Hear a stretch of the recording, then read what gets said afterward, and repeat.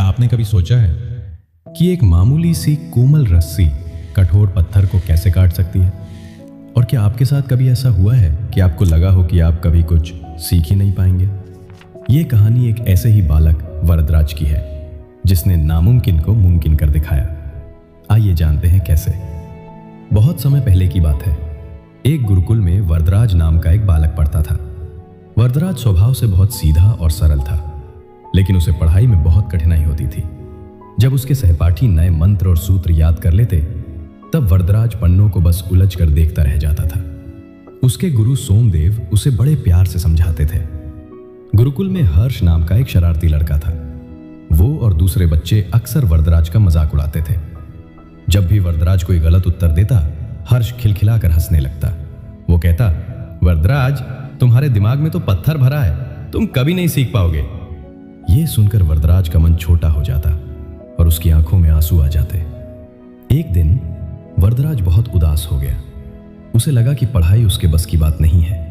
उसने सोचा कि वो अपने घर वापस चला जाएगा और खेती बाड़ी में पिता की मदद करेगा।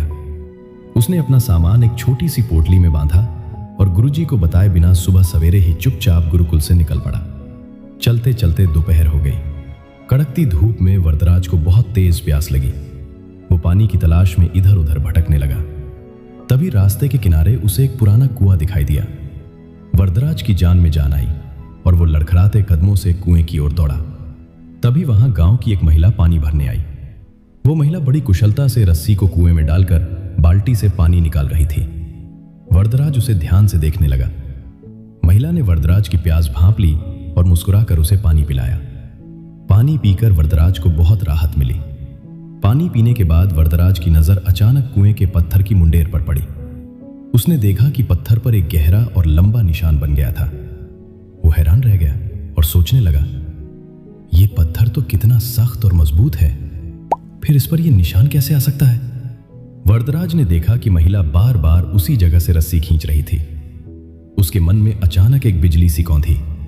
उसने सोचा, अगर एक मामूली सी कोमल रस्सी बार बार रगड़ने से इतने कठोर पत्थर को काट सकती है, तो क्या मैं बार बार अभ्यास करने से विद्या नहीं सीख सकता? बस उसी पल सब कुछ बदल गया। वरदराज तुरंत गुरुकुल की ओर लौट पड़ा।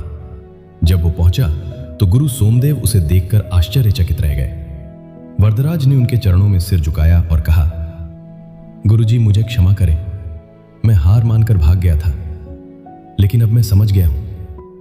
मैं तब तक अभ्यास करूंगा जब तक मैं सीख नहीं जाता। उस दिन के बाद वरदराज बिल्कुल बदल गया। जब सब बच्चे सो जाते, वो दिए की रोशनी में देर रात तक पढ़ता रहता। वो हर पाठ को 10-10 बार लिखता और बार बार दोहराता। अब उसे हर्ष के मजाक से भी कोई फर्क नहीं पड़ता था, क्योंकि उसका ध्यान केवल अपनी पढ़ाई पर था। धीरे धीरे वरदराज की मेहनत रंग लाने लगी और वो गुरुकुल का सबसे बुद्धिमान छात्र बन गया। जो हर्ष पहले उसका मजाक उड़ाता था, अब वही हर्ष अपनी शंकाएं लेकर वरदराज के पास आने लगा। गुरु सोमदेव को अपने इस मेहनती शिष्य पर बहुत गर्व था। समय बीतता गया और वही वरदराज आगे चलकर महान विद्वान वरदराजाचार्य के नाम से प्रसिद्ध हुए। पूरे भारत में उनकी विद्वता की चर्चा होने लगी। तो दोस्तों, इस कहानी से हमें क्या सीख मिलती है? याद रखो, सफलता कभी भी एक दिन में नहीं मिलती।